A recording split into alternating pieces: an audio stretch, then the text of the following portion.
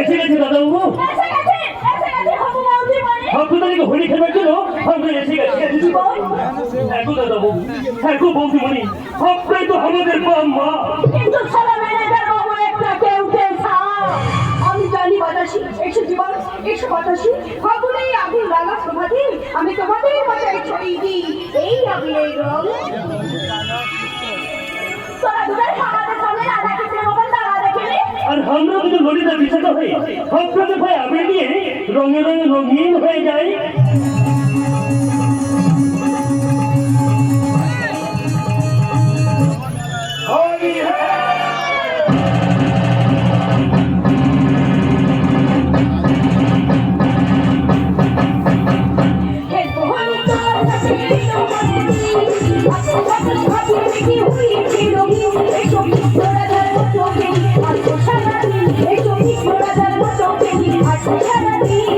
আগুনে খেলা করা যে মানুষের কাজ মানায় না তো তাকে যে রাখে প্রেমেরই সাজ।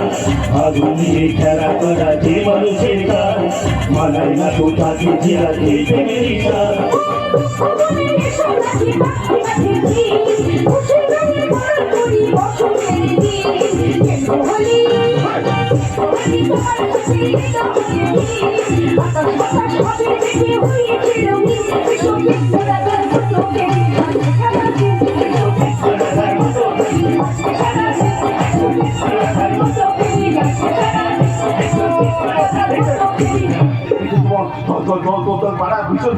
কি হয়েছে? কি হয়েছে? তোদের পাড়ায় বাঘ ঢুকেছে। তোদের পাড়ায় চিৎকার চেঁচামেচি শুনে আমি ছুটতে ছুটতে তোদেরকে খবরটা দিতে এলাম। চল চল চল চল। এখন তো হবে ছোটবাবু, আমাদের পরে ঘুরে মনে করছে যাবে। কিচ্ছু হবে না, তুমি কোনো চিন্তা করবে না। কি কোনো চিন্তা করো না জীবন, তোরা চলো আমার সঙ্গে, আমি বন্ধু নিয়ে আসছি। আমিও দেখি কোথায় লুকিয়ে থাকে সেই বাঘ। নাকি তুমি আমাদের সঙ্গে এসো। তাই চলো। আজ হলে খেলব ছুটি তোমার শুনে একা পেয়েছি তোমার ফাঁকা ময়দানে। আজ হলে খেলব ছুটি তোমার শুনে একা পেয়েছি তোমার ফাঁকা ময়দানে। তোমার সঙ্গে একটু হোলি খেলবো বলে আমি কি দুজনকে বলে দেবো? আগে তোমাকে ভোগ করে নেবো। এত জঘন্য চরিত্র আপনার। চলে যান, চলে যান। একেবারে সত্যি গিরে দেখাবে না বলে দিলাম। আরে করে কি আসলে রে কুকুর? শুধু কুকুর নয়, খেপা কুকুর। অনেকদিন তোমাকে ভোগ করবো বলে সুযোগের অপেক্ষায় ছিলাম, আর সেই সুযোগটা করে দিয়েছে ওই পাখের যুদ্ধ। আজ তোমাকে ধরে আমার কাপড়া বাপড়া দেখিয়ে দেবো।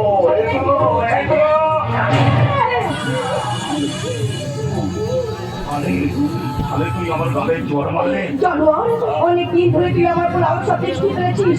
আপনার বলি প্রকাশ হয়েছে, মনে রাখিস সব কিছু মাথা নিচু করে চলে, কিন্তু সামান্য একটু আঘাত পেলে সে মাথা উঁচু করে দাঁড়ায়। তাই আপনার ভিন্ন বিবেকের উপর আমি হইলাম প্রথম আঘাত।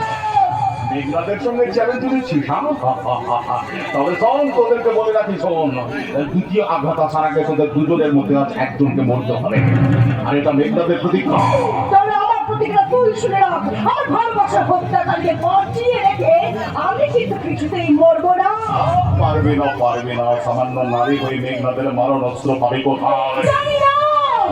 জানি না মহিষাসুরকে বধ করার জন্য মা দুর্গা কোন মন্ত্রে দীক্ষা নিয়েছিল তাও আমার জানা নেই। কেমন করে এক নারী 10 শক্তি সঞ্চয় করেছিল তাও আমার জানা নেই। এইটুকু জানি, এই পৃথিবীতে যতবার নারী অঙ্গে আঘাত এসেছে, ততবার মন্ত্রীর মধ্যে সংহার বুদ্ধি ধারণ করে দানবের মধ্যে ত্রিশূল পিঁধেছে। আয় শয়তানি, এই দানবের ত্রিশূল আর দুর্গার বুকে লিখিত হয়।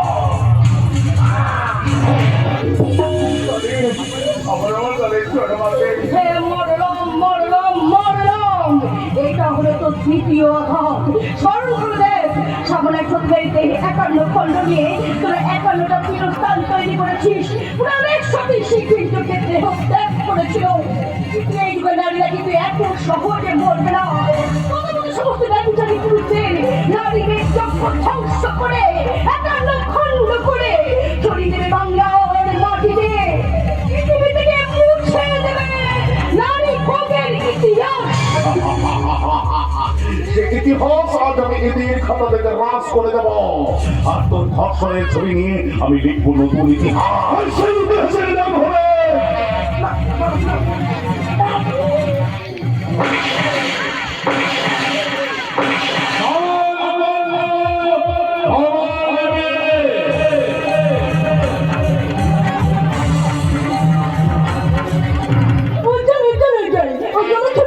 আমার চোখের সামনে জল জল শুরু হচ্ছে।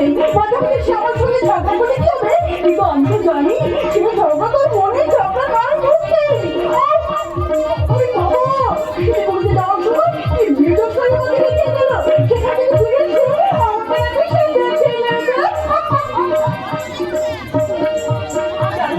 বাড়ির ফিরে শুনে যে দিদিয়া জামাই বাবু ওর সঙ্গে আমার বিয়ে ব্যাপারটা পাল্টা পাল্টি করে ফেলেছে। দেখো তো দূরের কথা, আমার সঙ্গে কথা বলে সাহসী থাকবে না। মা বাবা মারা যাওয়ার পর দিদি আর জামাই বাবু মা এখানে নিয়ে এসেছিল। এখানে কি বড় হয়েছে, বড় করতে শক্ত উজ্জ্বলকে ভালোবাসি, কিন্তু সে আমার ভালোবাসার মর্যাদা দিতে চাই না। যত সব গরিব লোককে সঙ্গে আর মেলামেশা তা আগে নিতে হচ্ছে, তারপরে আমি ঠিক তৈরি করে নেব। বাসার ঘরে আমাকে যখন বলবে এই তরুণ ঘুমটা খোলো না লক্ষ্যকে, তখন আমি আমার ঘুমটা টেনে ওকে জড়িয়ে ধরে বলবো আমার মন স্বপ্নের জীবন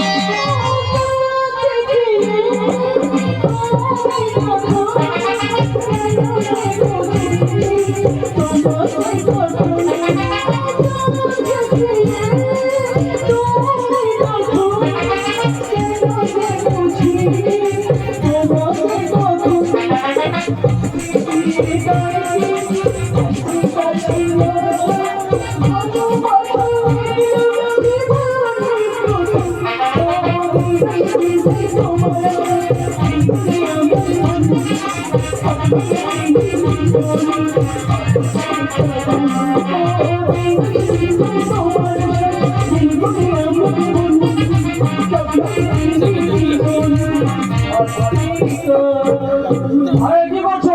কি করছো? হ্যাঁ, তোমার হবু ভাসুর। আরে আমার লজ্জা করছে, তুমি তো আগে থেকেই শুরু করে দিয়েছো। বলছে বাসর ঘরে আমাকে জড়িয়ে ধরে গান শীঘ্রতা একদম মুখ সাজাবে। শ্মশানের টান, ওই শ্মশানের টানে উজ্জ্বলকে সংসারী হতে দিচ্ছে না।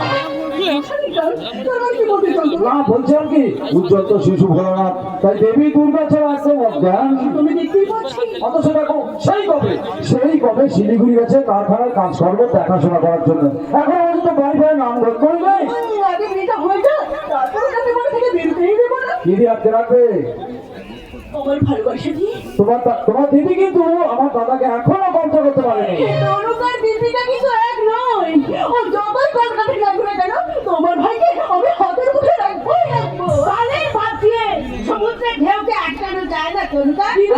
তোমার দিদির আশ্রয় প্রশ্রয় পেয়ে উজ্জ্বলের আজ এই অবস্থা হয়েছে। মিথ্যা কথা, ছোট ঠাকুর প্রধান নিজের আবেগে চলছে নিশ্চয়। তাছাড়া তোমরা আশ্রয়ের কথা বলছো, আমার আশ্রয়ের চেয়ে মনে করতো শাস্ত্র যে কতখানি গভীর সেটা তোমরা নিশ্চয় জানো। আর জানি বলি তো আমি তোমাদের কথা মেনে নিচ্ছি। তোমরা তুই বড় বাড়িতে বড় হয়েছিস ঠিকই, কিন্তু মনটাকে বড় করতে পারিস নি। তার মানে তোমরা বড় করতে বাইরেটাই দেখছো, কিন্তু ভেতরটা দেখো নি। তোমরা বোঝো না সবার মাথা ধরলে বড় দিয়ে বিছানায় শুয়ে পড়ে। খুব হয়েছে, ধান ভাতে আর শিবির কিনতেই তো হবে না, বাধ্য হয়েই গাইছি। কারণ ছোট ঠাকুরপো তোর চাল চলন কথাবার্তা খুব একটা পছন্দ করে না। পছন্দ না করলেও ও কিন্তু উজ্জ্বলকেই ভালোবাসে বলবি। ভালোবাসাচ্ছে, ভালো লাগার অহংকারটা যে ওর বেশি। হ্যাঁ হ্যাঁ তো তবুও বড় কথা যখন তার ছোট ভাইয়ের সঙ্গে তোর বিয়ে দিতে চাইছেন, তখন তোকে একটা কথা বলে তুই মন দিয়ে শোন। বলে মেয়েদের কাছে স্বামী হচ্ছে শালগ্রাম শিলা, আর তাকে নিয়ে কেউ যদি কখনো মশারি ঢাকানোর পেরেক খোঁজার চেষ্টা করে, তার চেয়ে বড় ভুল আর হয় না। আমি তৈরি হয়ে নে, শিব মন্দিরে পুজো দিতে যাবো। শিবকে তো পুজো দেবো না। আরে বাবা রাগ করছো কেন? অনুরাগ করো। আমার মনে কোনো রাগ অনুরাগ নেই, আর শিক্ষা দীক্ষাও নেই। তাই যদি কখনো শালগ্রাম শিলাকে নিয়ে মশারি খাজানোর পেরেক ঠুকি কিংবা বাড়ির মধ্যে সমুদ্রে ঢেউ আটকাতে না পারি, পারবি না, কোনো কিছুই পারবি না। কারণ মেয়েদের কাছে প্রতিষ্ঠা আছে, প্রতিষ্ঠাই বড়। কে ধরে গেলে কিন্তু যার সঙ্গে আমার জীবন জড়াতে চাইছো, তোর জীবনটা জমজমে ভরা। তোর সে কথা তো একবার বললে না। গণকা এই যুগের মেয়ে। ওকে চাক হবে বিয়ে। আমি মেনে নেব না। বৌদি ঝোলা থেকে বেড়ালটা একদম বেরিয়ে পড়েছে। আমাকে নিয়ে মস্করা করা হচ্ছে, আর সব জমা দেবো, আমি সব কথা জানাবো, দেখি উনি কি করেন। গুলি করে মারবো, ঠিক বুকের মাঝখানে গুলি করে বুকটা আমি ছোঁয়া করে দেবো। কি হলো? কাকে গুলি করে মারছিস? জানোয়ার, তার এত বড় সাহস! কথা তুমি বলছো বর্দা? এই নীলুৎপর চৌধুরীকে এখনই করছে না, জানে না তার আসল চালটা কি? বাবুর মতো আপনি তাকে কি বলছেন জামাই বাবু? পানি খালের সঙ্গে পিঠ ঘোরা করে দেবেন, চমক চালাবো। ও ভাই আপনারা করবেন, আর আমি তোকে উল্লাসের হাসিয়েছে আমার প্রতি হিংসার শুধু তুই একা না দাদা, আমিও তাকে ছেড়ে কথা বলবো না। বলো না, বলো কেছে? আমাদের কারখানা সেনার কর্মী মহাদেব ভক্ত। কিন্তু উনি তো নিষ্ঠাবান ব্রাহ্মণ। উনি আমাদের কি ক্ষতি করেছে? হ্যাঁ, শিবাজি কবি কত কথা বলে শুনতে অঞ্চলের বিয়ে দিয়েছে। উজ্জ্বল বাবু যে আদর্শবান পুরুষ, বিন্দুকে বন্ধু, গরিব বাবুকে বিয়ে করে সেটা মানুষের মুখ উজ্জ্বল করেছে। আমরা কেন চোখে উঠতে আপনারা আনন্দ করুন, সবাই মিলে উল্লাসে ফেলতে পারো। কেন করবে না জামাই বাবু? আপনার সেই ছোট ভাই আমার দিদির আদরের ছোট দেওয়ার বউ নিয়ে আসছে, আর আপনারা আনন্দ উল্লাস করবেন না? আনন্দ করুন, সবাই মিলে উল্লাস করুন, আর অনুষ্ঠানে হাসি দিলে যন্ত্রী বাড়িতে কথা না আমাদের বাড়িতে কোনো লাঠিকাঠি সেলাই, কারণ গরিবের দেশ ধরে ধরে বউ হয়, আপনি তাকে বরণ করে ঘরে তুলে নিন। আমিও যাই না, আমার দরবার শুধু প্রদীপ জ্বালিয়ে রাখি, কারণ আমার দিদিকে একটু বরণ করে ঘরে তুলতে হবে।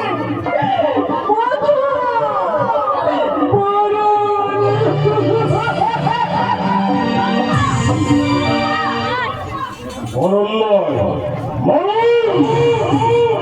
মরণ মনে আসছে চতুর ব্রাহ্মণ আর তোর বলে আমি এক্ষুনি শিলিগুড়ি যাবো, ওদের আমি এলাকা ছড়া করাবো। তোমাকে দাদা ভালো কথা, আমি এখনই শিলিগুড়ি যাবো। যাও, আর সেই সঙ্গে জানোয়ার উত্তরকে বলবে আমরা কিন্তু এই দিয়ে বেরিয়ে দেবো না, ওজনটা বলতে নিয়ে এই ঘরে না ঢুকে তারপরে যাও। আর কোথাও যেতে পারো বড় বাবু? কেন? ছোট বাবু তোর বউকে নিয়ে বাড়ির বাইরে দাঁড়িয়ে আছে। বন্ধ করে দাও, এই চৌধুরী বাড়ির সদস্যতা তোমরা বন্ধ করে দাও, আর এই কমলকে উত্তরকে বলে দাও আমরা তার মুখ দর্শন করতে চাই না। কিন্তু ওনার সঙ্গে ওনার বউ আছেন যে। বউ? হ্যাঁ, কে বউ? কার বউ? একটা ছোট লোক ভিতরের বউকে আমরা এবারে বউ বলে মেনে নেবো না? কেন মেনে নেবে? কেন মেনে নেবো? এই চৌধুরী বাড়ির কোনো আধিকার তো নেই। তাই যদি হয় তাহলে কেন তুমি ছোট ঠাকুর শিখিয়েছিলে যে বংশের আভিজাত্য আছে, কর্তব্যের আভিজাত্য অনেক বড়, তাকে গ্রহণ করা যায়, তাকে ত্যাগ করা যায় না। এই শিখিয়েছিলাম, সে তো কোনো ছোট ছিল। ওই ছোট শিক্ষাই একদিন বড় শিক্ষক হয়ে দেখা যায় বড় বাবু। চেষ্টা করো, আমি কিছুতে ওদের বিয়ে আমি মেনে নেবো না। চলো সড়কটা বন্ধ করে দাও। না, সদর দরজা খোলাই থাকবে। তোমার কি মাথা খারাপ হয়ে গেছে দীপিকা? আমার অনুমান তোমার নিজের বোন, তুমি যে তার সঙ্গে উজ্জ্বলের বিয়ে ঠিক করেছিলে বৌদি। সব ঠিক, সব সময় ঠিক থাকে না বৈদ্য ঠাকুরপো। বৌদি ভুলও অনেক সময় ভুল হয়ে ফোটে পারে গিন্নি মা। চুপ করো তোমরা। চেনো না আমাকে, জানো না আমার কি ভীষণ প্রতিক্রিয়া।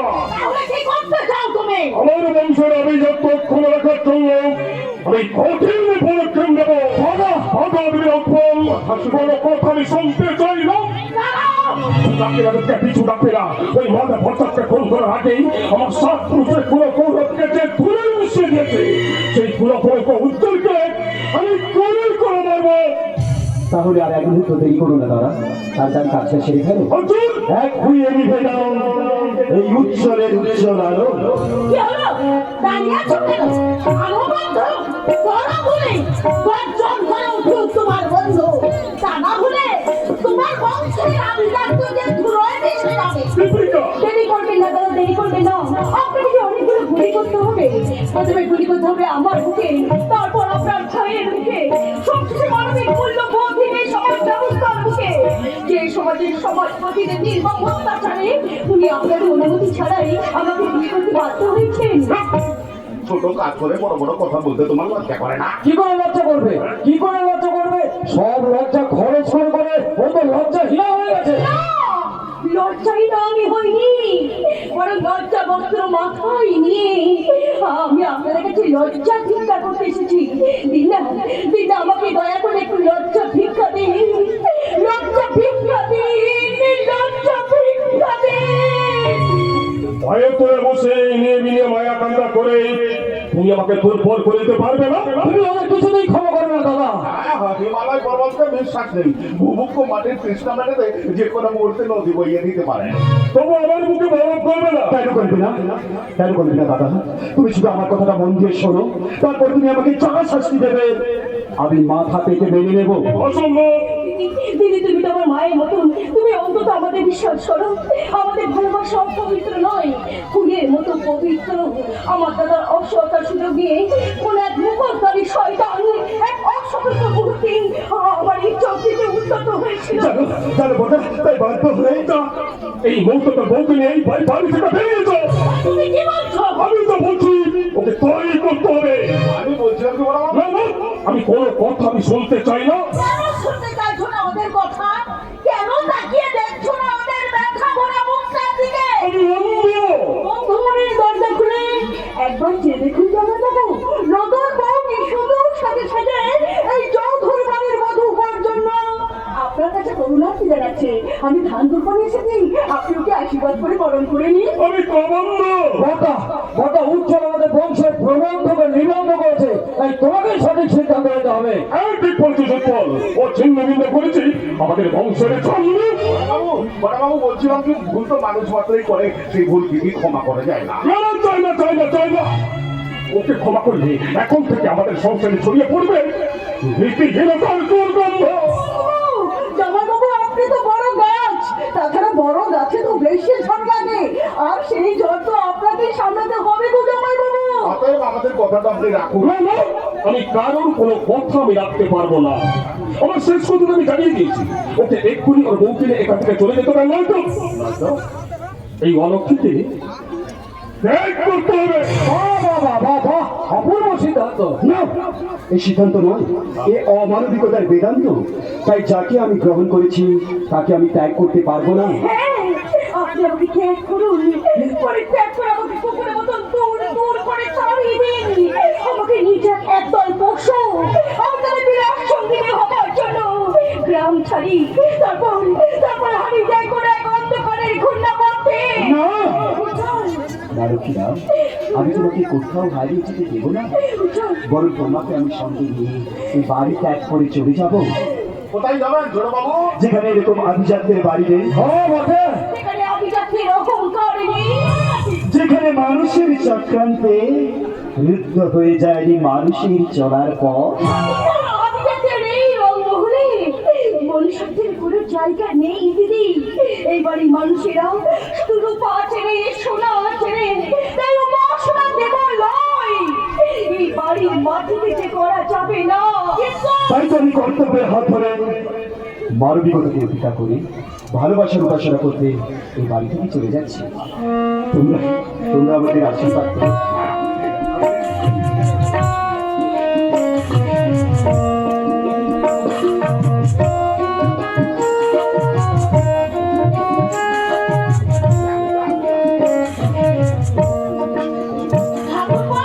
বৌদি, তুমি অন্তত আমার জন্য দুঃখ করো না বৌদি। আমার জন্য যদি আমার দেবতুল্য দাদাকে অন্ধ হতে হয়, কবন্ধ হতে হয়, যার জন্য দাদার জীবন থেকে হারিয়ে যাবে স্বপ্নের ছন্দ, এই সংসারে চড়াবে নীতিহীনতার দুর্গন্ধ, সেই অমানুষটার জন্য তুমি অন্তত এক ফোঁটাও চোখের জল ফেলে না বৌদি।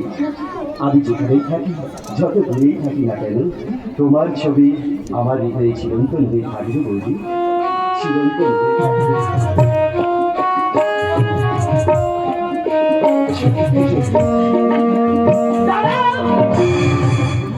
চৌধুরী বাড়ির লক্ষ্মী যখন তখন তার স্বামীর হাত ধরে বাড়ির বাইরে বেরিয়ে যেতে পারে না।